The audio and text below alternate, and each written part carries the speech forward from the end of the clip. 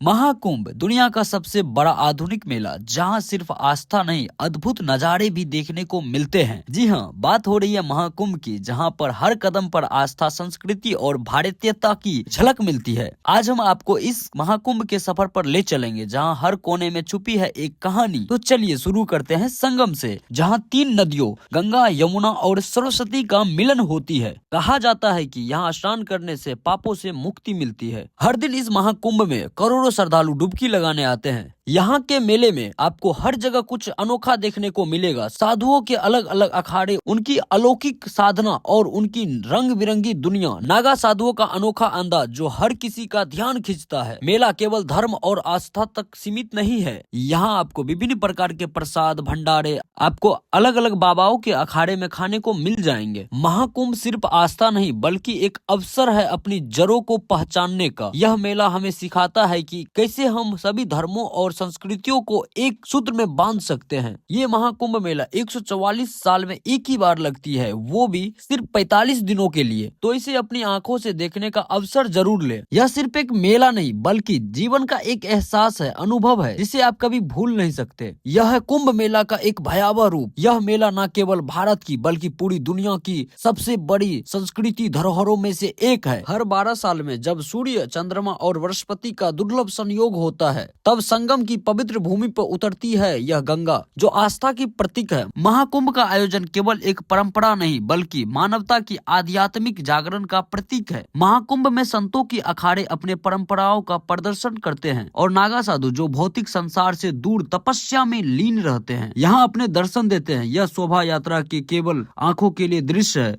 बल्कि आत्मा को छू लेने वाली अनुमति है। माना जाता है कि कुंभ में स्नान करने से जन्मों जन्मों के पाप धुल जाते हैं। यह वह जगह है जहां जाति, धर्म और वर्ग की सीमाएं समाप्त हो जाती है, सब एक ही जल में समाहित हो जाती है। महाकुंभ का यह अनुभव हर श्रद्धालुओं के लिए जीवन भर की धरोहर बन जाता है। यहाँ से हर कोई अपने साथ सिर्फ गंगा जल ही नहीं बल्कि आस्था, शांति और भक्ति का अमूल्य खजाना लेकर लौटता है। इसमें भारतीय खगोल शास्त्र, पौराणिक कथाओं और संस्कृत विविधता की गहराई भी समाहित है। महाकुंभ का उल्लेख स्कंद पुराण, पद्म पुराण और महाभारत जैसे ग्रंथों में मिलता है। समुद्र मंथन के दौरान अमृत कलश के लिए देवताओं और असुरों में संघर्ष हुआ। भगवान विष्णु ने मोहिनी रूप धारण कर अमृत को देवताओं को सौंपने का प्रयास किया, लेकिन इस प्रक्रिया में अमृत की कुछ बूंदें धरती पर 4 स्थानों पर गिरी: प्रयागराज, हरिद्वार, उज्जैन और नासिक। यही 4 स्थान महाकुंभ के आयोजन के लिए चुने गए हैं। आपको बता दें कि महाकुंभ की परंपरा हजारों वर्ष से चली आ रही है। महाकुंभ साधु संतों के लिए भी एक बड़ा मंच है, जहां प्रमुख अखाड़े भाग लेते हैं जो भारतीय सनातन परंपरा की विभिन्न शाखाओं का प्रतिनिधित्व करते हैं। उदासीन अखाड़ा, ये साधु ध्यान और भक्ति मार्ग का अनुसरण करते हैं। वैष्णव और शैव अखाड़े, ये भगवान विष्णु और शिव के आराधना से जुड़े होते हैं।